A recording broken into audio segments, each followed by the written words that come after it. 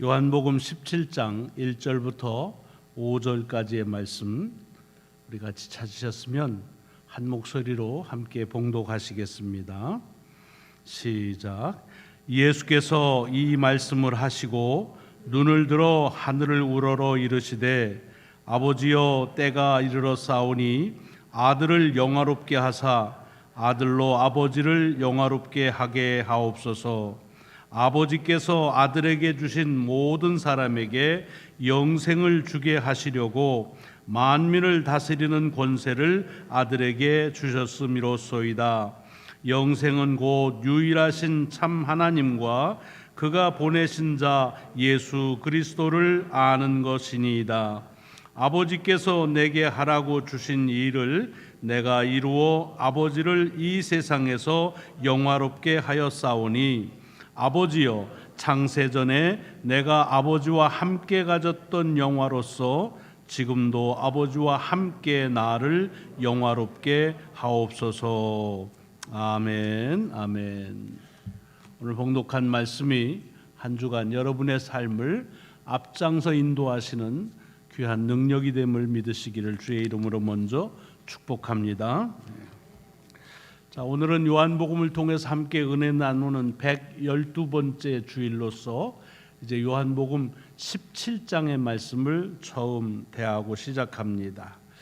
여러분들이 이 17장을 이미 읽으셨겠지만 다시 읽어보시면 그 내용은 예수님께서 하나님께 드린 기도로 이렇게 구성이 되어 있는 것이 요한복음 17장입니다. 그래서 예수님의 기도라고 하는데 조금 더 이 기도에 대해서 구체적으로 소제목을 다는 분들 가운데에는 그것을 예수님의 제사장적 기도다 이렇게 이름을 붙이기도 합니다.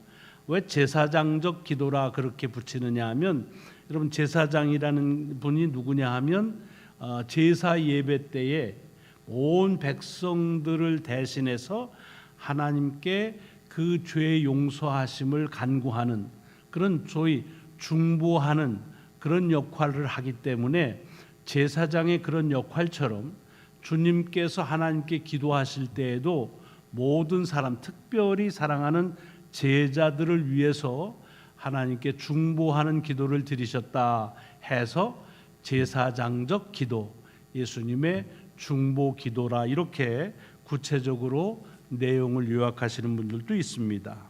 자, 오늘 본문 1절부터를 다시 보시면 1절이 이렇게 시작하죠. 이 말씀을 하시고 눈을 들어 하늘을 우러러 이르시되 이렇게 되어 있습니다. 이 말씀을 하셨다. 이미 끝난 거예요. 뭐가 말씀을 하셨는데 어떤 말씀 하셨습니까? 앞으로 무슨 일이 일어날 것인지, 그래서 그들에게는 어떤 변화가 있을 것인지를 쭉 말씀을 하셨죠. 그 말씀을 다 하시고 나서 그 다음에 하늘을 우러러 이르셨다고 되어 있습니다. 설교할 때는 가능하면 저를 보시면 좋습니다.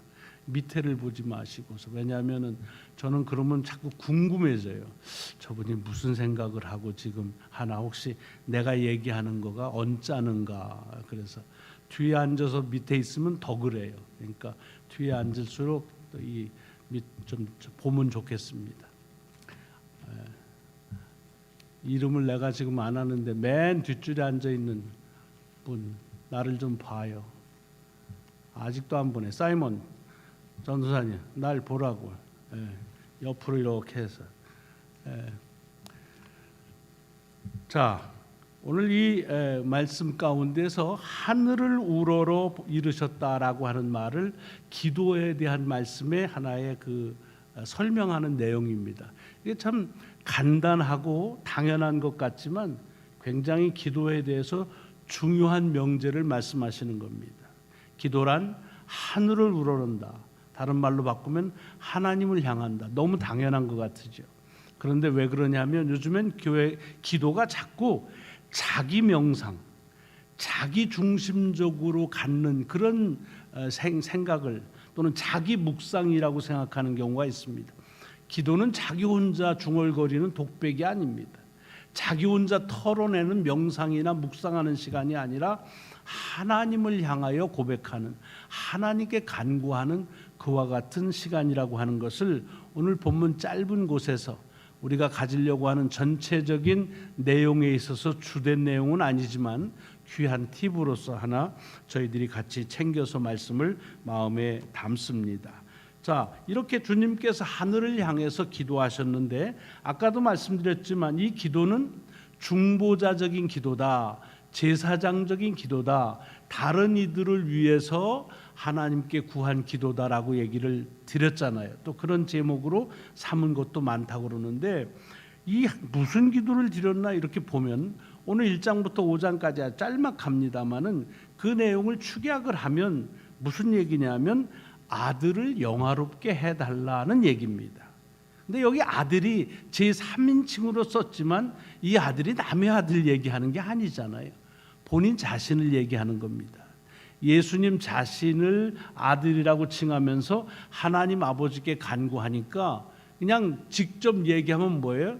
당신을 영화롭게 해달라.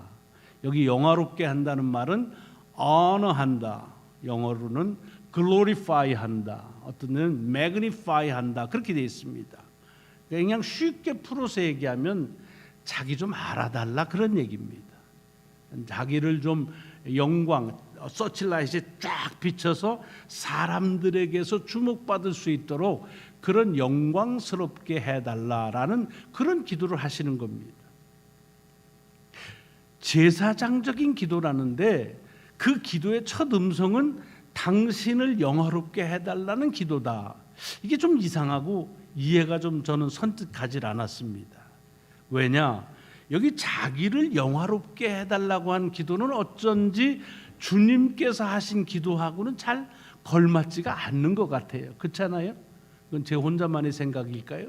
주님이 하신 기도라면 적어도 겸손한 아주 험불한 그런 기도를 드리는 것이 그것이 되죠.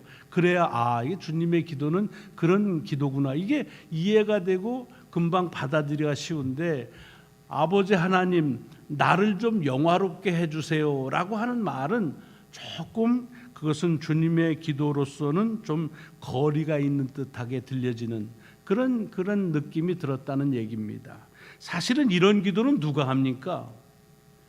대개는 출세하고 싶은 사람들, 성공하고 싶은 사람들, 뭘 해가지고 자기가 승리하고 싶은 사람, 권력을 차지하고 싶은 사람, 이런 분들이 대개 자기의 영화, 자기의 영달을 위해서 기도를 합니다. 그런데 주님께서 이런 기도를 하셨다? 이거는 왠지 주님의 기도에 걸맞지 않는 것처럼 생각되어지는 것이 가지고 있는 첫 인상이었습니다. 자, 그런데 그렇게 주님께서 왜 자기를 영화롭게 자기에게 영광스럽게 해달라고 기도했을까 하는데 그 이유를 말씀하고 있습니다. 그 이유는 뭐냐면 아들을 영화롭게 하셔서 당신을 영화롭게 하셔서 아들을 통해서 자기를 통해서 하나님을 영화롭게 하게 해달라 이런 얘기입니다. 그럼 그렇지 주님께서 누구신데 자기가 이렇게 스팟을 받고 자기가 영달을 위해서 그렇게 기도를 하시는 않았겠지요 라는 생각이 들면서 조금 안심이 되는 그런 대목입니다. 맞아, 하나님의 영광을 위해서 그런 기도를 하신 거겠지라는 얘기입니다. 자, 그런데 여러분 우리도 그런 기도 많이 하고 또 그런 고백을 해요. 하나님의 영광을 위해서 내가 한다. 자, 그럴 때 하나님의 영광을 위해서 내가 영광스럽게 되어지기를 바랄 때에 그 모습은 어떤 모습입니까? 대개는요 잘 되는 거지요. 잘 되는 거예요.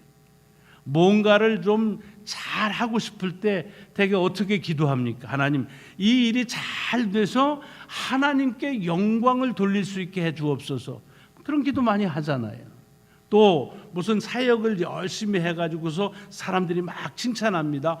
아이고 집사님 이번에 너무 고생하시고 아유 집사님 아니면은 그걸 어떻게 했을까 뭐 이러면 어때요? 아유 뭘요? 저는 한 게 없습니다. 하나님께서 다 하셨어요. 하나님께 다 영광 돌립니다. 그러지요. 우리는 찬송을 부르다가도 하나님께 영광의 박수를 쳐드립시다 라고 말합니다. 근데 그때 그것이 뭐냐면 잘 되었을 때예요. 잘 잘 되었을 때 찬송을 그냥 할 수 없이 부르다가 하나님께 영광의 박수 진짜 잘 안 돼요. 막 가슴이 뭉클해지고 막 이렇게 뭐가 돋는 것 같고 감격스럽고 그럴 때 하나님께 영광의 박수를 드리기도 합니다. 가끔씩 무슨 영화제나 또는 체육 어떤 그런 때에 우승한 사람들이 나와서 우승 소감을 얘기하면 믿는 그리스도인들은 뭐라고 합니까? 오늘 이 영광을 다 하나님께 드리겠습니다 라고 말합니다. 그거 다 꼴찌하고 나서 오늘 이 영광을 하나님께, 그러진 않습니다. 다 잘 되는 것을 얘기합니다.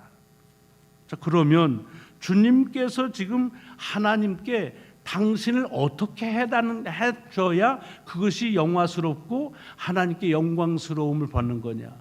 그냥 쉽게 그렇게 생각하면 주님이 잘 되시는 거예요. 잘 되시는 거예요. 그게 뭔지는 모르지만 하여튼 잘 되는 거예요. 그래야 하나님께 영광을 돌리고 사람들에게 얘기해도 이 낯이 쓸 거 아니겠습니까? 그런데 지금 어느 때냐 하는 겁니다. 이거에 대해서 오늘 본문에 보면 뭐라고 주님께서 기도에 말씀하시냐면 아버지여 때가 이르렀사오니 라고 되어 있습니다. 지금 때가 이르러서 아들을 영화롭게 하고 그래서 아들로 인하여 아버지를 영화롭게 해달라. 그냥 쭉 직역을 하면 이제 때가 내가 영화롭게 될 때입니다. 때가 됐습니다. 그래서 나를 통해서 하나님이 영화를 받으실 만한 때가 되었습니다 라고 얘기하는 겁니다. 그렇다고 한다면 지금 주님께서 맞이하는 때가 언제입니까? 이제 무슨 일이 주님에게 일어날까요? 우리는 성경의 흐름을 이미 잘 아시죠. 무슨 일이 일어나지요? 이 다음에 바로 일어나는 일은 십자가에 달려 죽으십니다. 이제 주님께서 십자가에 달려 죽으실 때가 됐다, 그런 얘기입니다. 내가 죽을 때가 되었습니다. 좀 더 정확하게 표현하자면 하나님께서 나를 죽이실 때가 됐습니다 라고 하는 얘기입니다. 그러니까 내가 이 죽는 것을 통해서 하나님 나를 영화롭게 하고 하나님께 영광을 돌려주시기를 바랍니다 라고 말하는 겁니다. 여러분, 이게 우리의 상식으로는 잘 이해가 안 되는 게 당연하죠. 왜? 죽는 게 무슨 그렇게 저기한가? 영광 돌리려면 다 죽는다고 했다가도 안 죽고 살아나야, 그래야 그것이 영광스러운 일이죠. 다 실패한다고 그랬는데 그 중에서 성공을 해야, 그래야 하나님께 영광을 돌린다 해야 이게 다 그림이 맞는 겁니다. 근데 지금은 멀쩡하게 계시다가 돌아가신다는 거예요. 그것도 하나님께서 당신을 죽이신다는 거예요. 직접 죽이진 않으신다고 할지라도 예수 그리스도께서 죽으시는 것을 그대로 묵인하시는 것. 그러니까 당신이 죽을 때가 됐으니 이제 영화롭게 자기를 해달라. 여러분, 이거 오해하지 마세요. 주님은 지금 죽는 건 다 영화롭다 그런 얘기하는 거 아닙니다. 성경에는 죽음에 대해서 영광스럽기보다는 수치스러운 죽음을 얘기할 때도 많이 있습니다. 근데 여기 중요한 것은 주님께서 지금 왜 죽으시려고 하느냐라는 것 때문입니다. 왜 주님께서 십자가에 달리시나요? 자기가 잘못한 것 때문에 그 죄값을 치른다면 그건 영광스러운 일이 아닙니다. 여러분, 가끔씩 우리 스스로 한 나의 대가를 가지고 하나님께 그 모든 것을 전가시키려고 하면 그건 안 됩니다. 그러면 사실은 그거는 하나님께 영광이 아니라 하나님께 수치스러운 일이 되겠지요. 그런데 지금 주님께서 돌아가시는 일은 그는 자기 자신의 잘못 때문이 아니라 우리가 이미 복음서를 통해서 다 아시는 것처럼 하나님께서 당신의 독생자를 이 땅에 보내셔서 죄로 인한 모든 사람들을 구원하셔서 하나님이 본래 지으신 모습으로 회복하시기 위하여, 그래서 그 아들을 죽으시게 하신다는 얘기 아니겠습니까? 그러니까 이제 때가 됐습니다라고 지금 말하는 건 당신이 죽을 때가 됐다는 말이고, 이걸 조금 더 직접적으로 표현하자면 당신이 죽어서 하나님께서 하시기를 원하시는 것이 하나님의 원하시는 대로 이루어지는 때가 되었다, 그런 말입니다. 그러니까 가운데 부수적인 거 다 빼고 왜 지금 주님께서는 이 때가 자기가 영화롭고 하나님을 영화롭게 하는 때라고 하느냐 하면 하나님이 정하신 그것이 하나님이 정하신 대로 이루어지는 것이기 때문에 그래서 자기에게 영화로운 것이다. 왜? 그 하나님의 그 뜻에 당신이 쓰임 받는 것이기 때문에 영화스럽고 또 그렇게 쓰임 받는 순종하기 때문에 그것을 통해서 하나님께도 영광스러운 일이 되어진다라는 얘기입니다. 사실 따져놓고 보면 영광스러운 그런 장면은 뭐냐? 그것은 하나님께서 이루시길 원하시는 것이 자기를 통해서 실현될 때 영광스러운 일입니다. 하나님께서 내가 낫기를 원하시는데 그 원하시는 마음이 나보다 더해서 그래서 낫는다고 한다면 그것은 하나님 앞에서 참으로 영광스러운 일입니다. 반드시 죽어야만 영광스러운 일이라는 것이 아니라 주님의 경우는 지금 당신의 죽으심으로 하나님께서 하길 원하시는 온 인류를 다시 구원하시는 그 뜻을 이루기 때문에 영광스러운 일이고 그것은 어떤 것이든지 사실은 내가 원하는 것을 내가 원하는 대로 이루어져서 영광스럽다라고 말하는 것 같지만 정말 참된 영광스러움이라는 건 하나님께서 원하시는 대로 당신의 역사를 이루시는데 그 역사에 우리가 쓰임을 받는다고 한다면 그것이 영광스러운 일이다 라고 하는 것을 오늘 본문을 통해서 주님께서 우리에게 도전해 주시는 말씀입니다. 저는 이 말씀이 오늘 우리가 리포메이션 선데이에 주셨다고 하는데 또 큰 의미가 있습니다. 물론 미리 이 말씀이 오늘 주실 말씀으로 예약된 것은 아닙니다. 그런데 언제나 그렇듯이 우리에게 살아갈 때마다 그때그때 필요한 말씀들을 예비하시고 주시는 것을 오늘 이 말씀 속에서도 깨달았습니다. 마틴 루터가 1517년 10월 31일에 그 당시의 교회가 고쳐야 될 하나님의 뜻에 어긋난다고 하는 성경을 통해서 보면서 이것은 잘못되었다고 고발하는 공개적인 고발장을 교회 정문 앞에 걸었던 그것으로 시작된 신앙의 개혁, 교회 개혁이 바로 1517년 10월 31일에 시작되었습니다. 여러분 10월 31일이 무슨 날이죠? 할로윈입니다. 11월 1일이 만성절 All Saints Day인데 그 전날 그러니까 만성절 전야가 할로윈이라고 합니다. 할로윈이라는 말은 할로우라는 거룩하다는 말과 이브닝 저녁이라는 것의 합성어입니다. 거룩한 저녁이라는 뜻입니다. 왜냐하면 이제 신앙의 역사 속에서 수많은 신앙의 선조들이 만약에 오늘 우리의 모습을 다시 본다고 한다면 과연 뭐라고 할까라고 하는 것들을 한번 되새겨보는 것입니다. 신앙의 선조들의 가르침을 되새겨보고 신앙의 선조들의 관점에서 우리의 신앙을 보는 것이 이 할로윈에 대단히 중요한 의미가 있는 날입니다. 제가 이 말씀을 드리는 이유를 아마 아실 겁니다. 어제 우리 노 전사님 기도도 하셨지만은 서울 이태원에서 저는 미국 그 뉴스 브레이크를 통해서 처음 들었는데 뭔 일인가 했어요.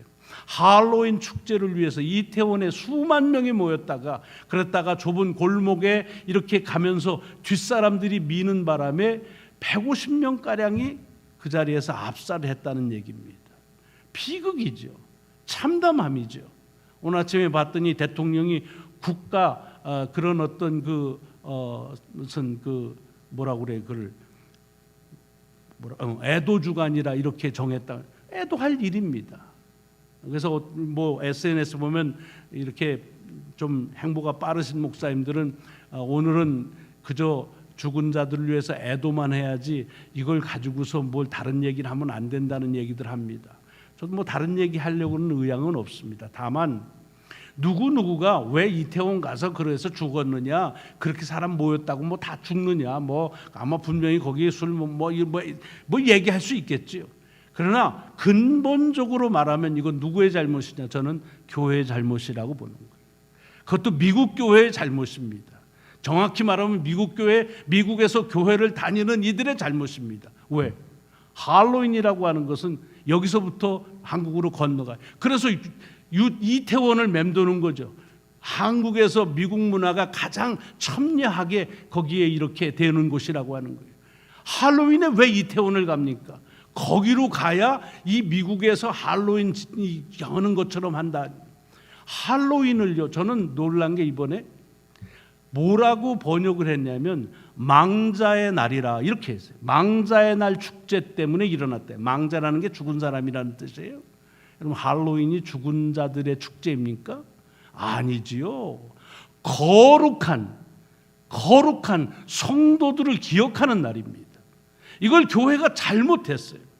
더 정확히 말하면 세상의 문화에서 잘못하는 걸 교회가 잠잠히 보고만 있고 동조하고, 그러니까 그것이 마치 굉장한 무슨 축제처럼 그렇게 가가지고서 이런 결과를 나오는 겁니다.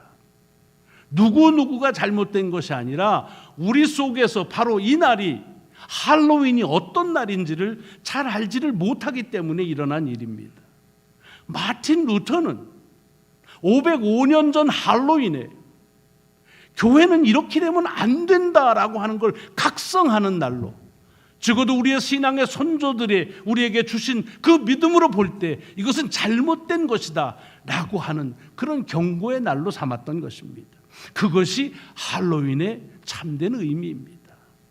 여러분, 그래서 저는 우리 교인들 아이들에게도 계속 얘기합니다만은 할로윈은 교회 안에서 지켜야 되고, 아니면 아예 지키지를 말든가. 하나님께서 이 날을 왜 주셨는지 다른 거 아닙니다. 지금이 하나님께서 우리에게 살라고 하시는 대로 살고 있는가라고 하는 걸 다시 한번 보라는 얘기입니다.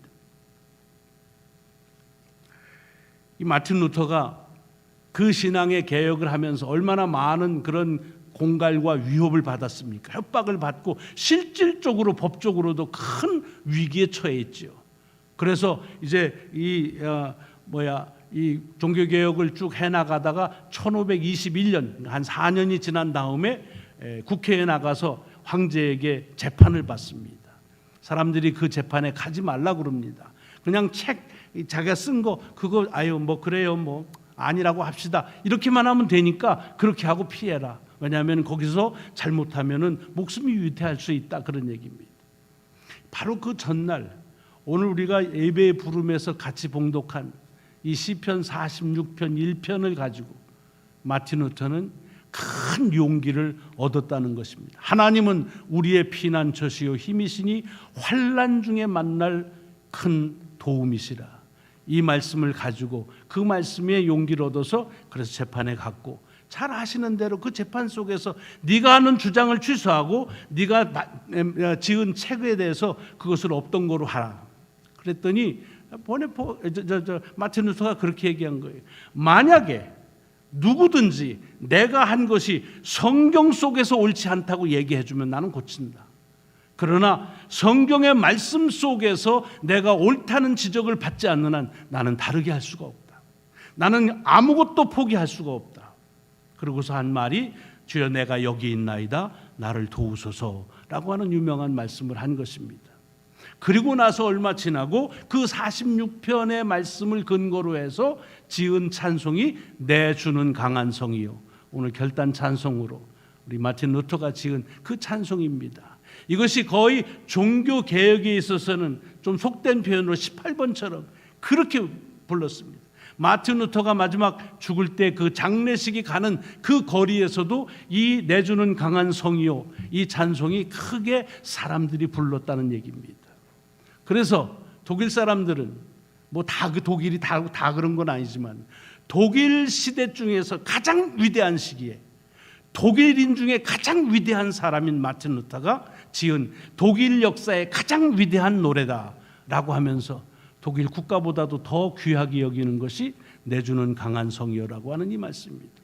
다른 거 아닙니다. 하나님의 뜻이 이루어지는 것이, 그것이 영화로운 일이다. 그래서 마틴 루터가 재판에서 했습니다. 나는 다르게 할 수 없는 이유는 내가 하나님을 따르지 않으면 그것이 위험한 일이요, 내가 하나님의 주신 마음대로 따르지 않으면 그것이 내게 있어서 두려움입니다 라고 그렇게 고백하고 그 재판을 임한 것이 바로 오늘 우리가 기억하고 기념하는 바로 오늘 일입니다. 주님께서 나를 영화롭게 하옵소서라고 한 걸 다르게 말하자면 당신 하나님이시여 주께서 정하신 뜻을 나를 통해서 이루어 주옵소서라고 그렇게 고백한 것입니다. 자, 그렇다고 한다면 이 할로윈, 이 종교개혁 주일에 이 말씀을 통해서 우리에게 주는 도전은 너무나 분명하지요. 하나님, 세상은 자기가 원하는 대로 그렇게 이루어져야 영광스럽다라고 말하지만 내게 주께서 원하시는 대로 이루어져서 그 하나님의 영광을 나도 경험하게 하시고 부족한 나를 통해서 하나님 영광 받아 주옵소서라고 하는 기도가 이 오늘 주님의 기도를 통해서 이 아침 우리에게 주시는 귀한 도전이라고 믿습니다. 우리 함께 그 기도 올리실 수 있는 그런 시간이 되시길 바라면서 오늘 함께 결단의 찬송 같이 부르시겠습니다.